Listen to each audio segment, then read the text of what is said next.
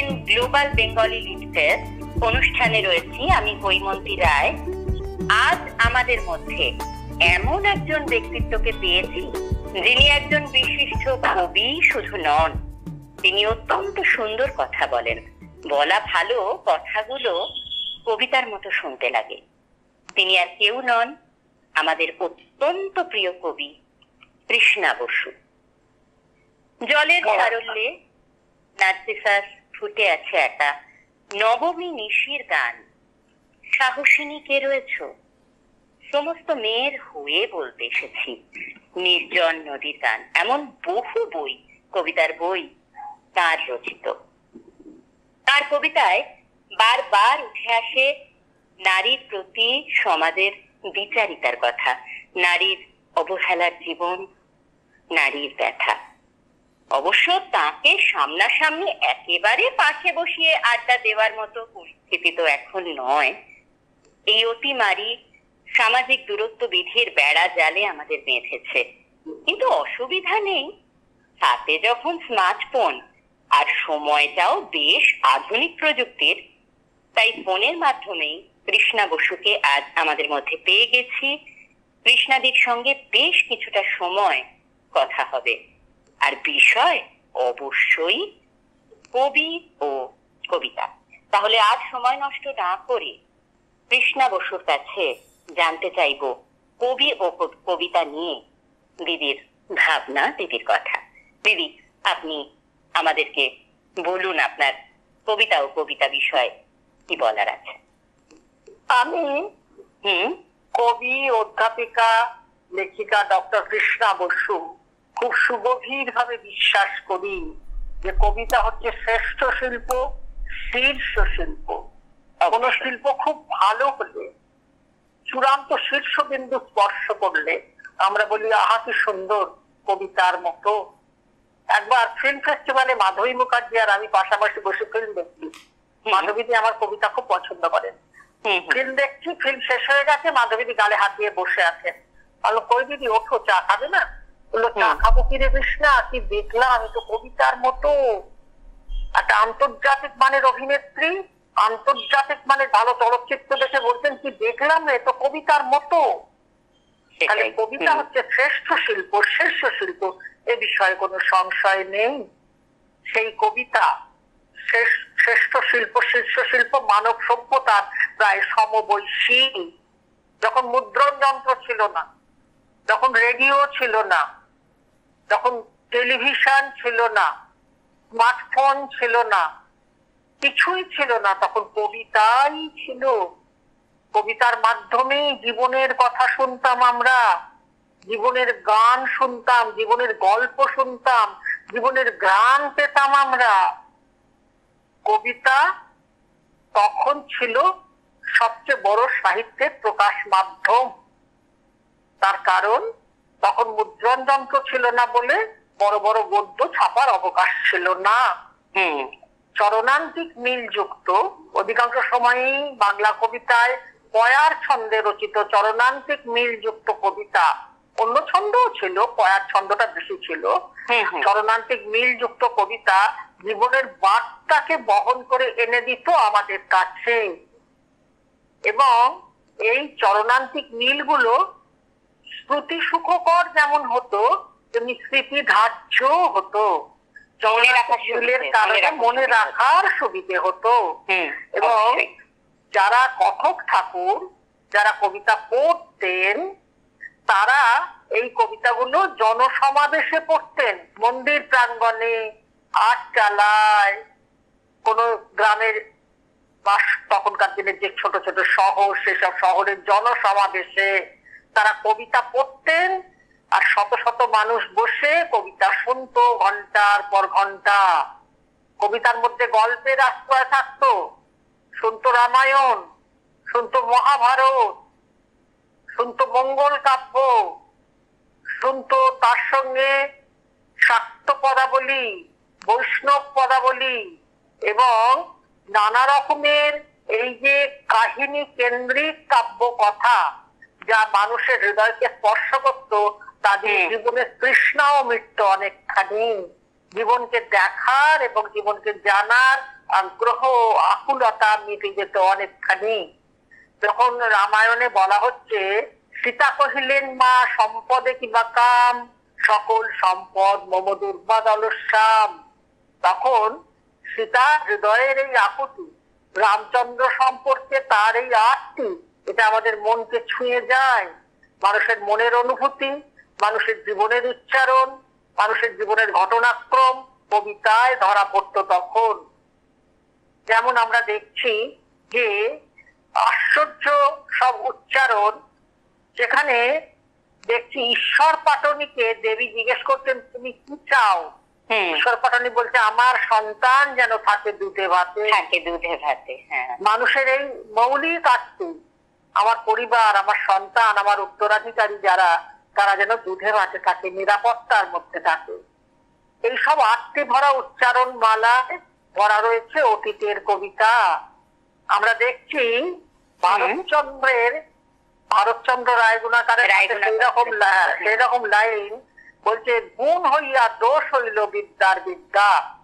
যেটা গুণ, যেটা অর্জন, যেটা গৌরবে, সেটা বিদ্যার বিদ্যা হয়ে দোষ হয়ে গেল। তার কারণ আমাদের সমাজ নারীর বিদ্যাকে, নারীর গুণকে, নারীর যোগ্যতাকে স্বীকার করতে চায় না। নারীকে গৃহগত শ্রমে বাধ্যতামূলক দাসিত্বে রূপান্তরিত করতে চায়। তাই এই কথা উচ্চারণ করছেন ভারতচন্দ্র, যে গুণ হইয়া দোষ হইল বিদ্যার বিদ্যা। এইভাবে জীবনের বার্তাকে বহন করে এনেছে অতীতকালের কবিতা আমাদের কাছে বারে বারে। আমরা দেখেছি এইভাবে মধ্যযুগ অধিকার করে রয়েছে কবিতা এবং কবিতা। মধ্যযুগ অধিকার করে রয়েছে কবিতার চরণান্তিক মিল, মধ্যযুগ অধিকার করে রয়েছে কবিতার আরতি, মধ্যযুগ অধিকার করে রয়েছে কবিতার মধ্যে যে কথনমালা, গল্পমালা, তাও। এবং মধ্যযুগের ও প্রাচীন যুগের কবিতা আমাদের হৃদয়কে স্পর্শ করেছে বারে বারে। যখন চর্যাপদে দেখছি আপনা মাসে হরিণা বৈরী, হরিণী নিজের মাংসই তার শত্রু। এইভাবে তার শরীরই তার শত্রু, এই যে বার্তা, সমাজের ভুল যে একটা নিষ্ঠুরতা নারী জাতির প্রতি, তার বার্তাতে আমাদের কাছে পৌঁছে দেয়া হচ্ছে, যে বলা হচ্ছে যে আপনা মাসে হরিণা বৈরী, হরিণী নিজের মাংসই তার শত্রু। আমরা দেখছি শ্রীকৃষ্ণ কীর্তনে বলা হচ্ছে, আকুলতাটাকে ধরা হচ্ছে, কে না বাসি বায়ে বাড়াই কালিনী নৈকুলে, কে না বাসি বায়ে বাড়াই গোঠে গোকুলে, আকুল সজিত মোর বেয়াকুল মন, বাঁশির শব্দে মোর আউলাইল রন্ধন।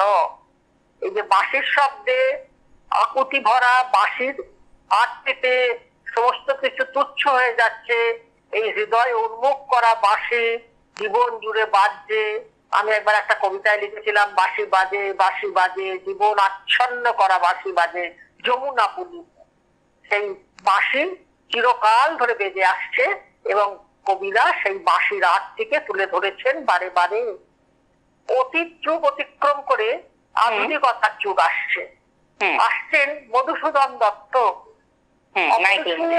অপরিসীম ক্ষমতাশালী কবি। বাংলা কবিতায় চরণান্তিক মিলের যে বহমানতা, তার থেকে বাংলা কবিতাকে সরিয়ে এনে অমৃতাক্ষর ছন্দ রচনা করলেন। চরণান্তিক মিল ছাড়া প্রবাহমান পয়ার রচনা করলেন এবং তার সেই প্রবাহমান পয়ারের যে গতিশীলতা, তার সেই প্রবাহমান পয়ারের যে মন্তর স্পর্শ করার, হৃদয় স্পর্শ করার ক্ষমতা এবং তীব্র আকুতি, তা আমাদের মনকে বারে বারে ছুঁয়ে গেছে।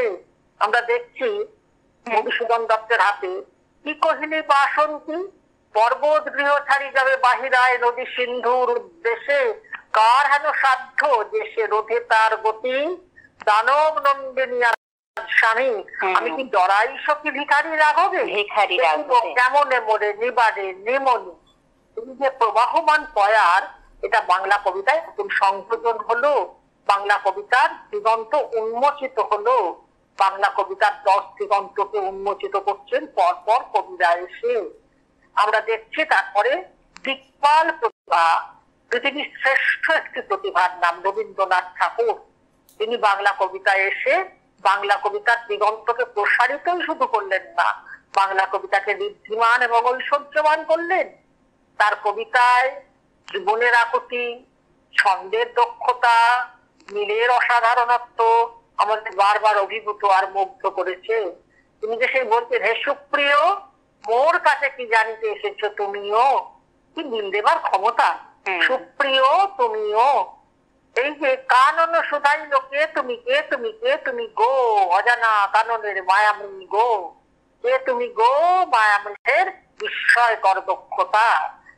তিনি যখন তার তরুণ বয়সে লিখতে, রাজিয়ে প্রভাতে রবির কর, কেমনে পশিল প্রাণের পর, কেমনে পশিল গুহার আধারে প্রভাতে গান, না জানি কেন রে এতদিন পরে জাগিয়া উঠিল প্রাণ, ওরে জাগিয়া উঠেছে প্রাণ, ওরে উথলি উঠেছে বাড়ি, ওরে প্রাণের আবেগ প্রাণের বেদনা রুধিয়া রাখিতে নারী। এই আকুতি ভরা উচ্চারণ এবং তীব্র গতিময় ছন্দের প্রবাহ আমাদের বাংলা কবিতায় নতুন, হ্যাঁ নির্ঝরের স্বপ্নভঙ্গ আমাদের বাংলা কবিতায় নতুন মাত্রা যোজনা করলো। বাংলা কবিতার দিগন্ত প্রসারিত তর হয়ে গেল। তার সমস্ত কবিতার মধ্যে যে ছন্দ দক্ষতা, অসাধারণ ছন্দ দক্ষ ছিলেন রবীন্দ্রনাথ। রবীন্দ্রনাথ সত্যেন দত্তকে বলতেন ছন্দের জাদুকর, আমরা তো রবীন্দ্রনাথকে বলবো ছন্দের রাজ চক্রবর্তী সম্রাট। তুলনাহীন ছন্দের দক্ষতা রবীন্দ্রনাথের। তিনি তার ছন্দদক্ষ আশ্চর্য কলমে জীবনকে অনুবাদ করেছেন সারা জীবন ধরে। তিনি যখন বলছেন যে আমি যে দেখিনু তরুণ বালক উন্মাদ হয়ে ছুটে, কি যন্ত্রণায় মরিছে পাথরে নিষ্ফল মাথা কুটে, কণ্ঠ আমার রুদ্ধ আজিকে বাসি সঙ্গী ধারা, অমাবস্যার কারা লুপ্ত করেছে আমার ভুবন দুঃস্বপনের তলে, তাই তো তোমায় শুধাই অশ্রু জলে, যাহারা তোমার মিশাইছে বায়ু নিভাইছে তব আলো, তুমি কি তাদের ক্ষমা করিয়াছ, তুমি কি বেসেছ ভালো। এই যে চরণান্তিক মিলে অসাধারণ আবেদনময় উচ্চারণ, এর নাম রবীন্দ্রনাথ। তার গান আমাদের বিমোহিত করেছে বারে বারে। প্রাণের সম্পদ হয়ে থেকেছে সমস্ত জীবন, এবং আগামী জন্মে বাঙালি হয়ে যদি জন্মাই তার গানের জন্য, তার লেখার জন্যই যেন জন্মাবো। তার তুলনাহীন নাটক ডাকঘর, রক্তকরবী, তার তুলনাহীন অসাধারণ ছোট গল্প, যা গল্পগুচ্ছের গল্প হয়ে আমাদের হৃদয়ের সম্পদ হয়ে রয়েছে। তিনি যে কবি প্রতিভায় চূড়ান্ত শীর্ষবিন্দু স্পর্শ করেছিলেন এটা আমরা সবাই জানি। তাকে অন্য কোন নামে ডাকলে তিনি খুশি হতেন না, কবি বলে ডাকলে খুশি হতেন। কবি বলেই অত ভালো গদ্য লিখতে পেরেছেন, কবি বলেই অত অসাধারণ নাটক লিখতে পেরেছেন, কবি বলেই এমন অপরূপ গান লিখতে পেরেছেন। তার কলম কবির কলম। বাংলা কবিতায় রবীন্দ্রনাথ একটি গুরুত্বপূর্ণ অর্জন এবং প্রাপ্তি এবং বিরাট দিগন্তের প্রসার। তারপরে এলেন বাংলা কবিতায় জীবনানন্দ দাশ। তিনি সাংঘাতিক শক্তিমান কবি। তার লেখার ইতিহাস চেতনা, তার লেখার জীবন বোধ, তার শব্দ চয়ন, তার আকুতি, তার আশ্চর্য রূপক এবং প্রতীক ধরবার ক্ষমতা আমাদের বিস্মিত করলো। এবং রবীন্দ্রনাথের জীবিত অবস্থাতেই তিনি অসাধারণ সব লেখা লিখতে থাকলেন, এবং তার লেখায় বাঙালি পাঠক বিমুগ্ধ হয়ে তাকে শ্রদ্ধা ও প্রণতি জানালো। তিনি যখন বলছেন, হাজার বছর ধরে আমি পথ হাঁটিতেছি পৃথিবীর পথে, সিংহল সমুদ্র তেদিশিতের অন্ধকারে বালয় সাগরে, অনেক ঘুরেছি আমি, আমি ক্লান্ত প্রাণ এক, চারিদিকে জীবনের সমুদ্র সপেন, আমার দুদণ্ড শান্তি দিয়েছিল নাটোরের বনলতা সেন। কি অপূর্ব আকুতি ভরা আকুতি ভরা উচ্চারণ এবং ভালোবাসার এই আশ্চর্য দলিল, আমার দুদণ্ড শান্তি দিয়েছিল নাটোরের বনলতা সেন।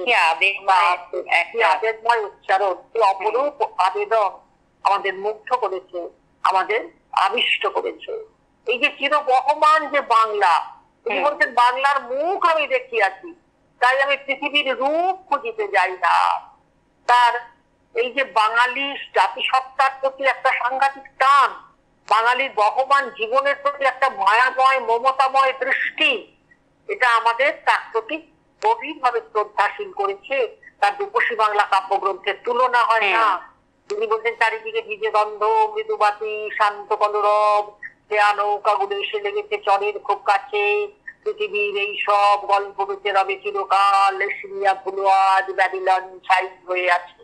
এই যে চিরদিনের বহমানতা, বীজে গন্ধ মৃদুবাতি শান্ত কলরব, খেয়া নৌকা গুলো এসে লেগেছে চরের খুব কাছে। চিরদিনের বাংলা, গ্রামীণ বাংলা, বহমান বাংলা, নদীমাতৃক বাংলা, সাধারণ মানুষের বাংলা, এই বহমানতাকে, এই বাংলাকে অপরূপ দক্ষতায় তুলে ধরেছেন তার রূপসী বাংলা কাব্যগ্রন্থের মধ্যে। রূপসী বাংলা কাব্যগ্রন্থ বাঙালির একটা বড় প্রাপ্তি এবং অর্জন। বাংলা কবিতার সম্পদ, বড় সম্পদ। বাংলা কবিতাকে আশ্চর্যভাবে নতুন দিগন্ত দেখালেন জীবনানন্দ দাশ। আমি কবি কৃষ্ণা বসু এর জন্য আহ্লাদিত। এবার পশ্চিমবঙ্গ সরকারের পশ্চিমবঙ্গ বাংলা কবিতা একাডেমি থেকে আমাকে জীবনানন্দ দাশ সম্মান পুরস্কারটি দেওয়া হয়। আর আমি খুব গভীরভাবে বিশ্বাস করি, কবিতা যারা লেখেন, কবিতা যারা পড়েন, কবিতার মধ্যে যারা জীবনের সমর্থন ও আনন্দ পান, তারা অত্যন্ত অনুভূতিশীল মানুষ। তাদের জন্য এই বার্তাটি খুবই জরুরি যে কবিতা হচ্ছে শ্রেষ্ঠ শিল্প এবং শীর্ষ শিল্প। জীবনানন্দের পরে আরো অনেক কবি এলেন, জীবনানন্দের সমসাময়িক, যারা বাংলা কবিতাকে অত্যন্ত ঋদ্ধিমান করলেন। এলেন সুধীন্দ্রনাথ দত্ত। জীবনানন্দ যেমন অধ্যাপক ছিলেন, সুধীন্দ্রনাথ দত্ত অধ্যাপক ছিলেন এবং খুব সুপণ্ডিত ব্যক্তি ছিলেন। তার আশ্চর্য ছন্দ দক্ষতা, তার চমৎকার শব্দবন্ধ মেলা, শিক্ষিত ব্যক্তিত্বের জন্য উপযোগী কবিত্ব তার প্রতি আমাদের বিমুগ্ধ শ্রদ্ধাশীল করেছে বারে বারে। তিনি বলছেন, একটি কথা দ্বিধা থর থর চুড়ে ভর করেছিল শাস্তি অমরাবতী, একটি নিমেষ দাঁড়ালো সরণি জুড়ে থামিল কালের চিরচঞ্চল গতি। সুধীন্দ্রনাথের কবিত্ব শিক্ষিত, মেধাবী, দীক্ষিত পাঠকের জন্য, সকল সাধারণ পাঠকের জন্য নয়। সব কবি সব রকমের লেখা লেখেন না। কবিতার ইতিহাসে দেখেছি আমরা, বহু কবি আছেন যারা শিক্ষিত পাঠকের জন্য লেখেন, আবার বহু কবি আছেন যারা সবাই তার জন্য লেখেন, সাধারণ মানুষের জন্য লেখেন, শিক্ষিত মানুষের জন্য লেখেন। এরপরে আমরা দেখছি আর একজন অত্যন্ত গুরুত্বপূর্ণ কবি এই সময়, প্রেমেন্দ্রনাথ মিত্র। তাকে আমাদের যোগ্য মূল্য মর্যাদা দেওয়া উচিত। তার কবিতায় চিত্রকল্প রচনার ক্ষমতা, ছন্দের দক্ষতা, জীবনের অনুভূতির সমর্থন আমাদের বারবার বিমুগ্ধ করেছে। তিনি বলছেন এক জায়গায় সাগর থেকে ফেরা কাব্যগ্রন্থে, কি জানো ঠিক জানতে না জানতে সীমার পৌঁছে যায় আজকাল পরশুর প্রান্তে। কি সুন্দর রচনা! কি জানো ঠিক জানতে না জানতে সীমার পৌঁছে যায় আজকাল পরশুর প্রান্তে। এই যে কবিত্বময় উচ্চারণ, প্রেমের মিত্র ছন্দেও সাংঘাতিক দক্ষ ছিলেন, আবহ তৈরি করতে পারতেন খুব সুন্দর এবং জনপ্রিয়তাও ছিল তার খুব। তিনি বলছেন, হেইডি হাইডি হাই অরণ্য ডাকে ওই যাই, সিংহের নখে ধার সিংহের নাতে ধার, চোখে তার মৃত্যুর চেক নাই, নেচে নেচে ঢেউ তোলা নাচের নেশায় তোলা, মিষ্কাল অঙ্গে কি চেক নাই, হেইডি হাইডি হাই অরণ্য ডাকে ওই যাই।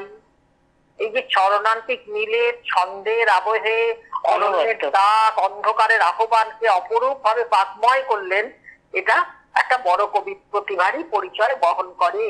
এলেন বিষ্ণুদেব, অত্যন্ত শক্তিশালী কবি, পণ্ডিত কবি, দীক্ষিত শিক্ষিত কবি, এবং তার কবিতার মধ্যে জীবনের বার্তাও থাকতো, তার কবিতার মধ্যে শিক্ষার এবং মননের ছাপও থাকতো। তিনি যখন বলছেন, কাঁপে তনু বায়ু কামনায় থর থর, হালকা হাওয়ায় হৃদয় আমার ধরো, বেদুর দেশের বিশ্ববিজয়ী তৃপ্ত ঘোষাওয়ার, অঙ্গে আমার দিবে না অঙ্গীকার। তখন বুঝতে পারছি যে তার কবিতার মধ্যেও মানুষকে স্পর্শ করার একটা ক্ষমতা ছিল। বিষ্ণুদেব অতি পণ্ডিত ব্যক্তি ছিলেন, শিক্ষিত ব্যক্তি ছিলেন। তাকে পড়তে গেলে, তার কবিতা পড়তে গেলে কবিতার বিষয়ে একটু শিক্ষিত আর দীক্ষিত হতে হবে। এলেন অমিয় চক্রবর্তী, এদের সমসাময়িক কবি, দারুণ সুন্দর কবি এবং জীবনের নানান দিগন্তকে খুলে দিতে পারতেন তিনি। শুধু প্রেম আর প্রেমের চরিতার্থতাই জীবন নয়, জীবন অনেক বড়। তথাকথিত জীবনের ক্যানভাস অনেক বড়, এটা অমিয় চক্রবর্তী বারবার দেখিয়েছেন।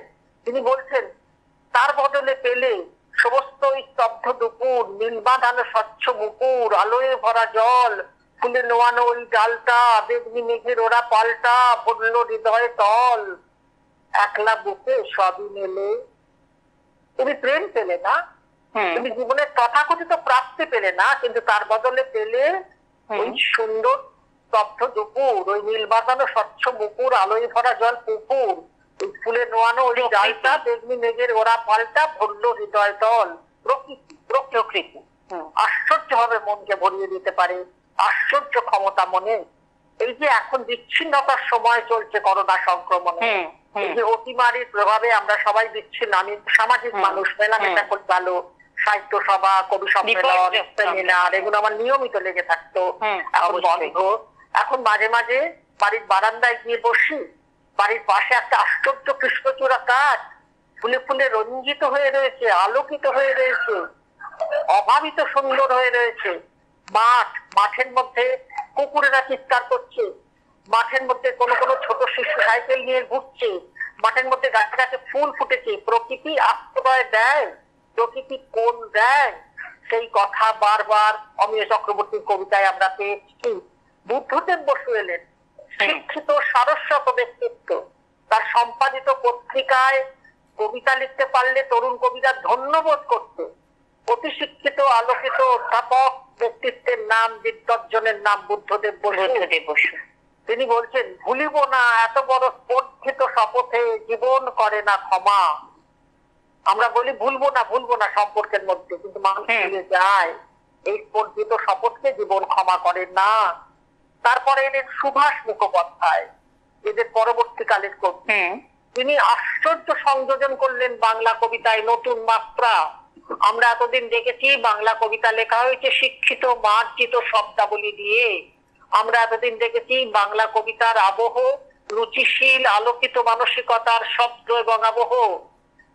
সুভাষ মুখোপাধ্যায় দেশজ কথা, গ্রাম্য কথা, অনভিজাত কথা, একেবারে অন্তজ শব্দকে বাংলা কবিতায় মর্যাদা ও মূল্য দিলেন, সাথ দিলেন।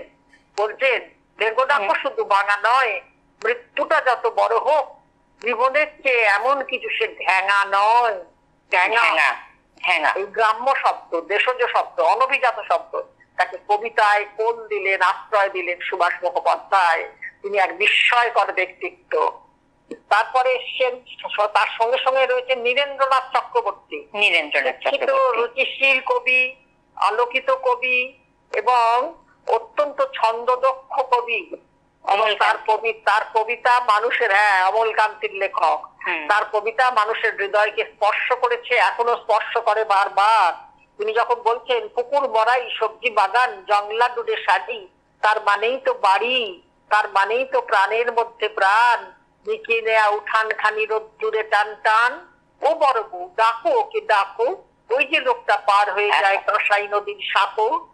এই যে আশ্চর্য জীবনকে অনুবাদ করার ক্ষমতা, ছবির মতো, পুরো একটা ছবির ফুটে উঠলো। ছন্দদক্ষ উচ্চারণে জীবনের ছবিকে সুন্দর করে ফুটিয়ে তোলা, জীবন মুখিতা, জীবন অনুগামিতা, এটা নীরেন্দ্রনাথের একটা গুরুত্বপূর্ণ বৈশিষ্ট্য। এরা পরবর্তী দশকের কবি। জীবনানন্দ দাশ, বুদ্ধদেব বসু, সুধীন্দ্রনাথ দত্ত, অমিয় চক্রবর্তী, বিষ্ণু দে, প্রেমের মিত্র, এরা সব 30-এর দশকের কবি। আর 40-এর দশকের কবি হলেন সুভাষ মুখোপাধ্যায়, নীরেন্দ্রনাথ চক্রবর্তী, বীরেন্দ্র চট্টোপাধ্যায়, মঙ্গলাচরণ চট্টোপাধ্যায়, কবি অরুণ মিত্র। উনিও অত্যন্ত শক্তিশালী এবং মায়াবী কলম ছিল তার। বাংলা কবিতায় আশ্চর্য সব অভিযোজন হলো। আমরা দেখছি এরপরে আসছেন 50-এর দশকের দিকপাল প্রতিভারা, আসছেন শঙ্খ ঘোষ, আসছেন শক্তি চট্টোপাধ্যায়, আসছেন সুনীল গঙ্গোপাধ্যায়, আসছেন অমিতাভ দাশগুপ্ত, আসছেন সমরেন্দ্র সেনগুপ্ত, আসছেন উৎপল কুমার বসু, আসছেন বিনয় মজুমদার। এদের কবিতায় আশ্চর্য ভাবে বাংলা কবিতার দিগন্ত প্রসারিত হলো, বাংলা কবিতায় বহুমাত্রিকতা যুক্ত হলো, বাংলা কবিতা আরো ঋদ্ধিমান হয়ে উঠলো। যেমন আমরা দেখছি শঙ্খ ঘোষ তার জীবনকে অনুবাদ করেছেন তার কবিতায় বারবার। তিনি আমাদের অত্যন্ত প্রিয় মান্য সারস্বত ব্যক্তিত্ব।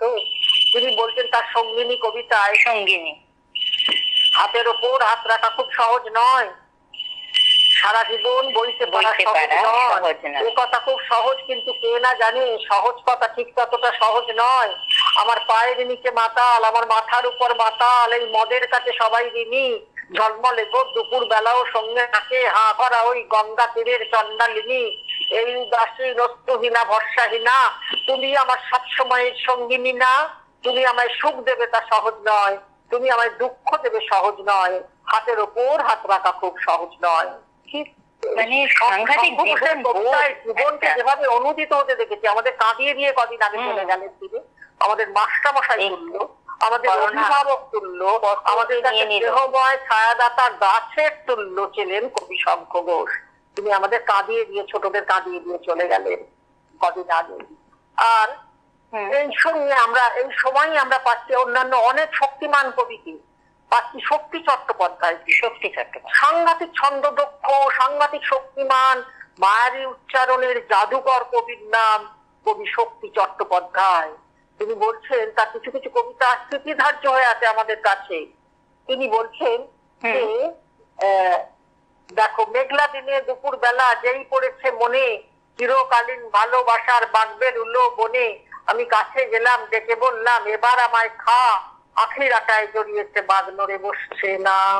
সুনীল গঙ্গোপাধ্যায় এই সময়ের আর একজন অত্যন্ত প্রতিভাবান মানুষ, অসাধারণ গদ্য লিখেছেন, চমৎকার সপ্রতিভ, দারুণ স্মার্ট সংযোগ সম্ভব কবিতা লিখেছেন। বলছেন ব্যাকুলতা ছিল নাচাওয়ার চেয়ে বেশি, আগুনে ও জলে যেরকম রেশারেশি, সবুজ ভিখারি মরুভূমি চোখ টানে, পাহাড় মেতেছে পতনের নির্মাণে। সপ্রতিভ আন্তরিক উচ্চারণের আর এক নাম সুনীল গঙ্গোপাধ্যায়। বিনয় মজুমদার এই সময় খুব গুরুত্বপূর্ণ কবি, খুব কুটনিশযোগ্য কবি। তার কবিতার ভেতরে যে সংযোগ ক্ষমতা, তার কবিতার ভেতরে যে শব্দ চয়নের দক্ষতা, তার কবিতার ভেতরে যে চিত্রকল্প রচনার ক্ষমতা, এটা আমাদের বারবার বিমুগ্ধ করেছে। তার কবিতা আমাদের কাছে সম্পদ হয়ে রয়েছে। রয়েছেন কবি সমরেন্দ্র সেনগুপ্ত। তিনি বিভাব বলে একটি পত্রিকা সম্পাদনা করতেন এবং সেই পত্রিকায় একবার সুকুমার সেন বলেছিলেন যে বাংলা ভাষায় কৃষ্ণা বসুর মতো এত ছন্দদক্ষ, এত শক্তিশালী কবি 1000 বছরে আসেনি। এটা আমার কাছে একটা প্রাপ্তি। অবশ্যই সমরেন্দ্র সেনগুপ্ত খুব সুন্দর কবিতা লিখতেন। তার একটি কবিতার লাইন বলি, অমোঘ লাইন। বলছেন রমণী শেখার আগে মানুষ তো চিরকাল জননীকেই প্রথম শিখেছে। অসাধারণ অসাধারণ কথা, কি অসাধারণ লাইন, কি অমোঘ লাইন। রমণী শেখার আগে মানুষ তো চিরকাল জননীকেই শিখেছে। ভাবা যায় না। অমিতাভ দাশগুপ্ত, তিনি 50-এর দশকের একজন গুরুত্বপূর্ণ কবি, অত্যন্ত শক্তিশালী কবি। বলছেন হৃদয় যতটা বামে আমি তার চেয়ে বেশি বামপন্থী নই। কি অপূর্ব লাইন। হৃদয় যতটা বামে আমি তার চেয়ে বেশি বামপন্থী নই। আমার পন্থা বামপন্থাকে আমার হৃদয় সমর্থন করে, এই বার্তা দিচ্ছেন। বলছেন চলো পথে নামি, তোমার সাথে বৃষ্টির চেয়েও দামি। বন্ধুকে বলছেন চলো রাস্তায় নামে, বৃষ্টি করছে, তোমার সাথে বৃষ্টির চেয়েও দামি। এরকম আশ্চর্য সব শক্তিমান কবিতে 50-এর দশক পূর্ণতর হয়ে রয়েছে। তারপরে আরো অনেক প্রতিভাবান কবি আসছেন। রত্নেশ্বর হাজরা, আসছেন বেলারতী মিত্র, আসছেন মৃণাল বসু চৌধুরী, আসছেন পবিত্র মুখোপাধ্যায়। এর আগে এসেছেন আর একজন শক্তিশালী কবি মনীন্দ্র গুপ্ত। এরা সব বাংলা কবিতাকে ঋদ্ধির শীর্ষ সীমায় পৌঁছেছেন। এসে গেল আমাদের দশক, 70-এর দশক। আমি, জয়, সুবোধ, রণজিৎ দাস, মৃদুন দাশগুপ্ত, ব্রত চক্রবর্তী, শ্যামল কান্তি দাস, আমরা বাংলা কবিতা একদম এসে পাঠিয়ে দিলাম, ধুমধুমার পাঠিয়ে দিলাম।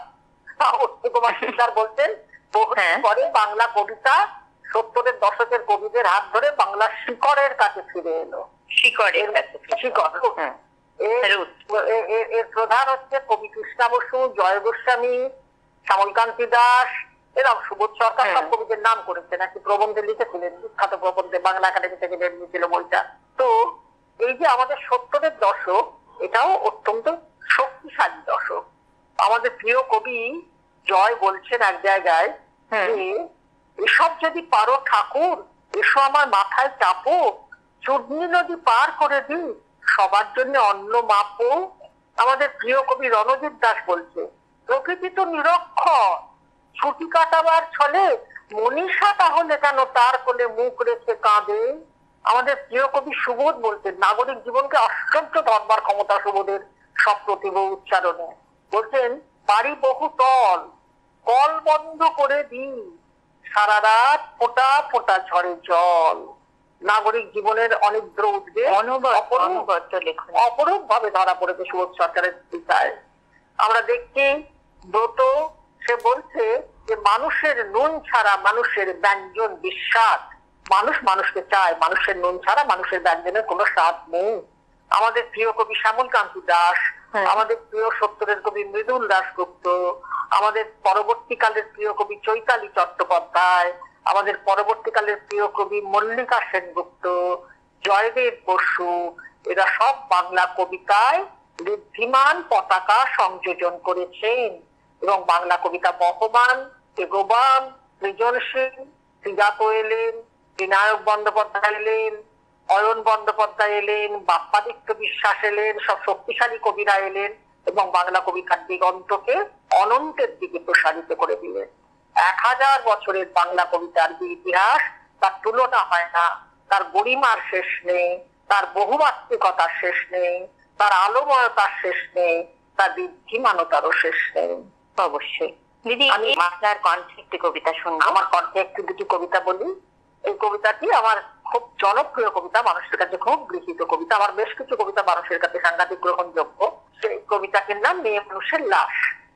এটা আমি এইভাবে লিখি যে একটা সাঁকোর ওপর দিয়ে আসছিলাম, একটা বড় খাল নদীর মতো, সেখানে একটা মেয়ে লোকের মৃতদেহ ভাসছিল, দেখে বাড়ি এসে লিখি মেয়ে মানুষের লাশ।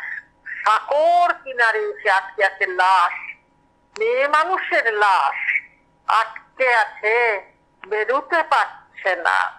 তার মুখ ফেরানো রয়েছে সন্তানের দিকে, তার মুখ ফেরানো রয়েছে সংসারের দিকে, তার মুখ ফেরানো রয়েছে পুরুষের দিকে। প্রহারে প্রহারে তাকে পর্যদস্ত করে গেছে যে পুরুষ, তার মুখ ফেরানো রয়েছে তার দিকে। বোকা, অভিমানী, আদর কাঙালি মুখ ফেরানো রয়েছে আজও জীবনের দিকে। সাগর কিনারে সে আটকে আছে লাশ, মেয়ে মানুষের লাশ, আটকে আছে বেরোতে পারছে না। আমি আরেকটি কথা বলি, চোখে জল এসে যায় দিদি। মানুষকে স্পষ্ট করা দরকার। বিখ্যাত তপন রায়চৌধুরী, বিখ্যাত ঐতিহাসিক, অক্সফোর্ডের প্রফেসর ছিলেন, তিনি একটা বড় সাক্ষাৎকারে বলেছিলেন যে আমি খুব কবিতা ভালোবাসি পড়তে। কবিতা আমার ইতিহাসের পরেই কবিতা আমার প্রিয় বিষয়। আমি অনেকের কবিতা পড়েছি এবং শুনেছি। কৃষ্ণার কবিতা পড়ে এবং শুনে চোখে জল এসে যায়। কবিতা শুনে আমি কোনোদিন কাঁদিনি, কৃষ্ণার কবিতা আমাকে কাঁদিয়ে দিয়েছে। মানে মেয়ে মানুষের লাশ, এই কবিতাটা শুনলে মানে মেয়েদের যে মানে আরতি আর তাদের যে একটা অসম্ভব সংসারের প্রতি, সন্তানের প্রতি, স্বামীর প্রতি যে টান, মানে সে যখন লাশ হয়ে গেছে তখনও সে তার মুখটা আসতে পারছে না, মুখটা কিন্তু সংসারের দিকেই পড়ে আছে। কত যন্ত্রণা, কষ্ট, কত লাঞ্ছনা সহ্য করেছে, অবজ্ঞা, তবুও মুখটা কিন্তু সংসারের দিকেই। কি যে লিখেছেন দিদি, মানে সত্যি গায়ে কাঁটা দিচ্ছে আমার। আমি খুব বিশ্বাস করি ভেতর থেকে লেখাটা আসবে এবং হৃদয়কে স্পর্শ করবে, তবেই তো কবিতা। আর একটা কবিতা বলবো? একদম একদম। আচ্ছা, আর একটা কবিতা বলি, এটাও মানুষের কাছে, শিক্ষিত লোকেদের কাছে, আলোকিত লোকেদের কাছে খুব গ্রহণযোগ্য কবিতা। কবিতাটির নাম অন্ন ব্রহ্ম, মাছকে নিয়ে লেখা কবিতা।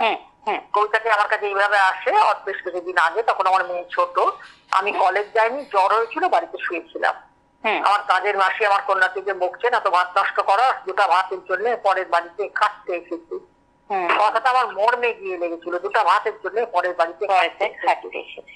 আমি জ্বরের মধ্যে, আমার জ্বর রয়েছে তখন, আমি উঠে বসলাম, কলম তুলে নিলাম হাতে, লিখলাম অন্ন ব্রহ্ম। সাদা ভাত, জুঁই ফুল সাদা ভাত, ঘরে ঘরে ফুটে ওঠো, যা যা খিদের সময় খাক, বিধবা মায়ের রোগা ভোগা ছেলে, হাপুস হুপুস খাক, ধানের মাটির গন্ধ মাখা চাষা। কলিঙ্গে যে মহানদী প্রবাহের পাশে রুখা সুখা ভুখা গ্রাম আছে, তার গাঁও বুড়াদের মলিন চোখ জুড়ে স্বপ্ন নেমে আসে। ঢের দিন পর তাদের শিশুরা ভাতের গন্ধের মিষ্টি মেখে খেলছে উঠোনে। আহা, লক্ষ্মী এসে হেসেছেন কাঁসার থালায়।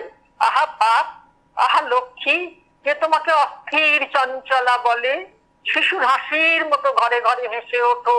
মাটির শান্তিতে আর এনামেল পাত্র জুড়ে তিলের তৈজস ভরে বসছিলেন থালার ওপর। আহা ভাত, এসে ওঠো তুমি। এই দেশ বড় ফাঁকা, প্রতিধ্বনি উঠে আসে এরকম ফাঁকা। তোমার হাসির ধ্বনি প্রতিধ্বনি হয়ে ভরে দিক রুগ্ন গ্রাম, সামন্ত সভ্যতা আর নগর জীবন। রক্তবীজ সৈন্যের মুদ্রায় হাজারে হাজারে এসো, অযুত নিযুত ভার থেকে ফেলো তৃতীয় বিশ্বের এই কঙ্কাল শরীর। টুপ হয়ে বুফে ডিনারের মতো ভারী হয়ে সেজে ওঠো ক্ষুধার সম্মুখে। মহার্ঘ ব্যঞ্জন নেই, নেই আমিষ প্রস্তাব, সুখের তাম্বুলও নেই শেষে। শুধু খিদে আছে শুভ্র তীব্র নুনের মতন, পাঞ্চালির শাকান্নের মতো তুচ্ছ পবিত্র কিন্তু মহিয়ান ভাত। সেজে ওঠো বর্ষীয় সে দেশের কোলে। এসো ভাত, অন্ন ব্রহ্ম, জেগে ওঠো দরিদ্র দেশে। সত্যি প্রত্যেকের থালায় খিদের সময় যেন এই শুভ্র ভাতটুকু যেন অন্তত ভাতটুকু যেন পবিত্র সরকার যেন পবিত্র সরকার বিখ্যাত ভাষাবিদ রবীন্দ্র ভারতীর উপাচার্য ছিলেন, বিখ্যাত পণ্ডিত ব্যক্তি। তিনি এই কবিতাটি শুনে বলেছিলেন যে ভারতবর্ষে জাতীয় সঙ্গীত আছে, জাতীয় কবিতা নেই, এই কবিতাটি জাতীয় কবিতা হতে পারে কৃষ্ণা। এবং অনেকের মাঝে সবাই বলেছিলেন যে এরম ভাতকে নিয়ে এরম সাংঘাতিক লেখা জীবনে তিনি। খুব সুন্দর, খুব সুন্দর। দিদি, এই যে অতিমারির সময়, এই যে অতিমারির সময় যখন আমরা একটা আশা নিরাশার দোলাচলে দিন কাটাচ্ছি, তখন কবিতা কিন্তু আমাদের মানে অনেকটা আশ্রয় দিতে পারে। মানে আপনার কি মনে হয়? কবিতা আশ্রয় দেয়, তাই তো, কবিতাই আশ্রয় দেয়। যখন আমরা মানে কিছু পাচ্ছি না, ভীষণ একটা ভয়, বিচ্ছিন্ন হয়ে পড়ছি, তখন কবিতা আমাদের আশ্রয় দিতে পারে। কবিতাই আমাদের আশ্রয় হয়ে ওঠে। ঠিক, একদম, কবিতাই আশ্রয়, কবিতাই আমাদের অবলম্বন হয়ে ওঠে। আচ্ছা দিদি, এই যে আপনি এত অধ্যাপনা করেছেন, আপনার জীবনে এত ছাত্রছাত্রী এসেছে, তো এই যে dialogue in global Bengali lit fest 2021-এ আমরা রয়েছি এই অনুষ্ঠানে, এখানে কিন্তু ভারত সহ আরো 9টি দেশের বিভিন্ন প্রীতি বাঙালিরা তারা কিন্তু এই প্ল্যাটফর্মে রয়েছেন। তারা অনেকেই এই অনুষ্ঠান দেখছেন, শুনছেন। আপনার অনেক ছাত্রছাত্রীরাও কিন্তু দেখছেন নিশ্চয়ই। আমার ছাত্রছাত্রীরা আমাকে দারুণ ভালোবাসে। হ্যাঁ, তারা গুণমুগ্ধ ম্যাডামের। তাদের উদ্দেশ্যে এই করোনা আবহে আপনি কি মানে বলতে চান, কি বার্তা দিতে চাইছেন আপনি? একটাই বার্তা, জীবনের প্রতি বিশ্বাস রাখতে হবে, লড়াই দিতে হবে। ডাক্তাররা, চিকিৎসা বিজ্ঞানের লোক যারা, তারা যে পরামর্শ দিচ্ছেন সেই পরামর্শ শুনে চলতে হবে, করতে হবে, সোশ্যাল দূরত্ব, সামাজিক দূরত্ব রাখতে হবে, হাত ভালো করে ধুতে হবে, সাবান দিয়ে স্যানিটাইজ করতে হবে, হাত পরিষ্কার করতে হবে, হাত পা। এই কথাগুলো মেনে নিয়ে জীবনের পথে এগিয়ে যেতে হবে। এবং যতই বিচ্ছিন্ন থাকি, যতই বিক্ষিপ্ত থাকি, বিষণ্ণ থাকি, কলম তুলে নিতে হবে হাতে। আমার বিশ্বাস যে কবিতা এবং কলম, সাহিত্য এবং অবলম্বন আমাদের জীবনের দিগন্তকে উন্মোচিত করে দেবে। একদিন আমরা এই করোনার আতঙ্কিত আবহ থেকে মুক্ত হবই। অবশ্যই। দিদি, একটা জিনিস আমার খুব জানতে ইচ্ছে করছে, এই যে ধরুন আপনারা যে লিখছেন বা এত লিখেছেন কবিতা, যখন কবি কোনো কবিতা লেখেন তখন কি পাঠকের কথা মনে আসে? মানে কবিতার জন্মলগ্নে এটা কি কবির মনে থাকে যে কবিতাটি পাঠক কুল কিভাবে নেবেন, নাকি মানে পাঠক নয়, নিজের একান্ত ব্যক্তিগত আবেগ তাড়িত হয়েই কবিতাটির জন্ম হয়, তখন পাঠক একদমই মনে আসে না? মানে আপনার কি মত? যখন লেখাটা হয় তখন লেখাটা তো ভেতরের থেকে উচ্ছ্বসিত হয়। অবশ্যই, কোনো একটা অনুভূতির ধাক্কায়, কোনো একটা আলোড়নে, কোনো একটা উপলব্ধির থেকে কবিতাটা উঠে আসে। তখন কবিতাটা নিজের বেগে বহমান হয়ে যায় এবং লেখা হওয়ার পরে পাঠকের হৃদয়ের দিকে সেটা প্রসারিত হয়। যখন লেখা হয় তখন সেটা কবির অন্তঃসত্ত্বার থেকে, কবির অন্তরঙ্গ অস্তিত্ব থেকে উচ্চারিত উচ্চারণ মালা হয়ে ওঠে। মানে প্রথমে আবেগতাড়িত হয়ে একদম নিজস্ব একটা নিজের অনুভূতির কাছেই মানুষ দায়বদ্ধ থেকে তখন মানুষ কলমটা তখন উচ্চারণমালা উঠে আসে, অটোমেটিক উঠে আসে। আচ্ছা দিদি, আরেকটা কথা, মানে ধরুন এই একটা ছোট্ট ঘটনা বলি, শোনো। ছোট্ট ঘটনা বলি। মহানগর বলে একটি পত্রিকা ছিল এক সময়ে, সমরেশ বসু সেটা সম্পাদনার দায়িত্ব ছিলেন, লেখক সমরেশ বসু। সমরেশ বসু। তো সেখানে পুজো সংখ্যায় লেখা চেয়েছে, আমার কাছে চিঠি এসেছে পুজো সংখ্যায় লেখা দেওয়ার জন্য। আরো অন্যান্য কাগজ থেকেও চিঠি এসেছে, দেশ থেকে, আরো বিভিন্ন পত্রিকার থেকে, সানন্দ থেকে। লেখা দেবো, কিন্তু পরীক্ষার খাতা দেখছি, পাঠ্যর খাতা দেখছি। তখন খাতা দেখার সময় মন একটু বিক্ষিপ্ত থাকে, মানে সহস্র ভুলের সঙ্গে নিত্য বসবাসের নাম খাতা দেখা। খাতা দেখতে দেখতে মন বিপর্যস্ত, কবিতাটা পাঠাতে ভুলে গেছি। ওরা ফোন করে বললেন যে সবাই কবিতা পাঠিয়েছেন, কবি শঙ্খ ঘোষ, আপনার সব প্রিয় কবি যারা, শক্তি চট্টোপাধ্যায়, সুনীল গঙ্গোপাধ্যায়, সবাই পাঠিয়ে দিয়েছেন। আপনিও বড় কবি, এরাও বড় কবি, আপনিও বড় কবি, কিন্তু আপনি কি এদের থেকেও বড়, অনেকটা বড় কবি, আপনি কবিতা পাঠালেন না এখনো? আমি না না, এরম বলবেন না, এরা আমার প্রিয় এবং প্রণম্য কবি। যাই হোক, কবিতা পাঠিয়ে দিন, আজকে বিকেল বেলা একটু ছেলে যাবে আপনার বাড়িতে, সেদিন আমার অফ ডে ছিল, বাড়িতে ছিলাম। আপনি কবিতা, একটা ছোট কবিতা লিখে দেবেন, সবাইকে কবিতা এসে গেছে, কম্পোজ করা আছে, একটুখানি জায়গা আছে, ছোট কবিতা মনে রাখবেন। আমি জানলার ধারে বসে খাতা দেখছিলাম বাড়িতে, তার বাড়িতে বাড়ির বাসির পরপা আঁকাবার। পার্কে বকুল গাছ রয়েছে, বকুল ফুলগুলো ঝরে পড়েছে, বৃষ্টি হয়েছে তার আগে। আমি ছোট্ট একটি কবিতা লিখলাম, বকুল।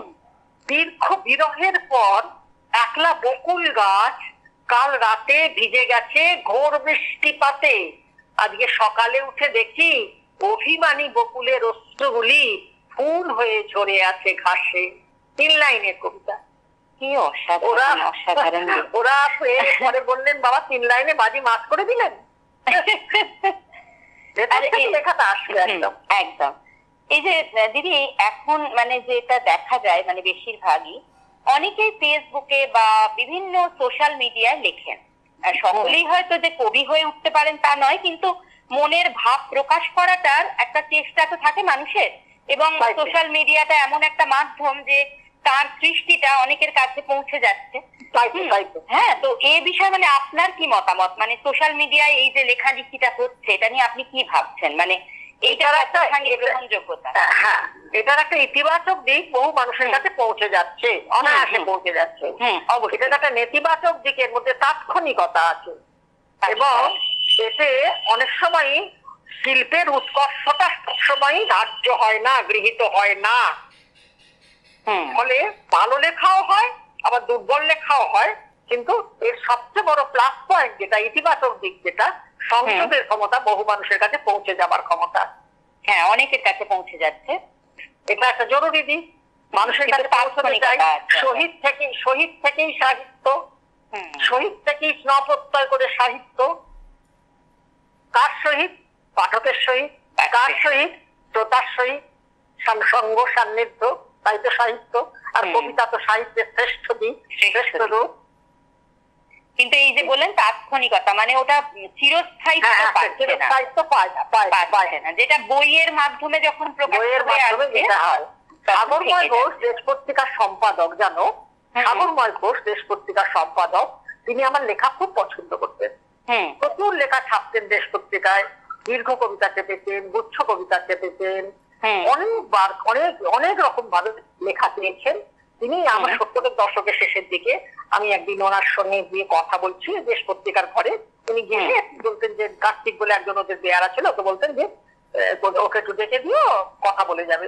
ওনার ঘরে যেতাম, ওইখান দিয়েই কাজ দিয়ে ঘেরা ঘর, সেই ঘরে গিয়ে বসতাম। তা উনি আমাকে বলেছিলেন, আমার মনে হয় যে 70-এর শেষের দিকে, 70 দশকের শেষের দিকে, লিখছো তো খুব ভালো, মলাটের মধ্যে ধরে ফেলো, মলাটের মধ্যে ধরে ফেলো, বইয়ের মধ্যে রাখতে হবে, তাতে স্থায়িত্ব পাবে। অবশ্যই। খুব ভালো লাগলো দিদি, অনেকটা সময় আমরা নিলাম, এবং এত সুন্দর করে আপনি বললেন যে কথাটা আমি শুরুতেই সকল বন্ধুদের জানাতে চেয়েছিলাম, যে দিদি যখন কথা বলেন, কৃষ্ণাদি যখন কথা বলেন, তখন সেই কথা কিন্তু কবিতার মতো সুন্দর লাগে। আর আপনার কথা তো একটা শিল্প, একদম। আর এই যে এত স্পষ্ট উচ্চারণ, এত সুন্দর করে আবৃত্তি করার একটা ক্ষমতা, দক্ষতা, এটা কিন্তু আপনার রয়েছে। এটা আমরা বারবার মুগ্ধ হই। আজকের অনুষ্ঠানে আপনাকে পেয়ে আমরা ধন্য। খুব খুব ভালো লাগলো দিদি।